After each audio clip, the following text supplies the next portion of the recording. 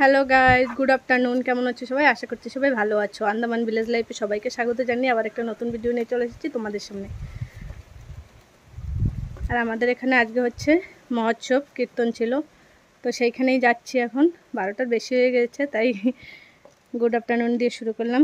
তো পুরো ভিডিওটা দেখতে থাকো আর সঙ্গে থাকো, আশা করছি তোমাদের ভালো লাগবে।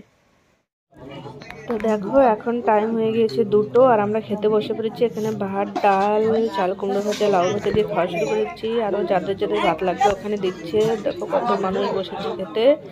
তারপরে আবার সয়াবিনের তরকারি, কচু শাক, চাটনি, লাস্টে ছিল পায়েস। তো এই পর্যন্তই। আর আমি তোমাদের সন্ধ্যা আরতি দেখানো হয়নি, তো সেইটা তোমরা এখন দেখে নাও।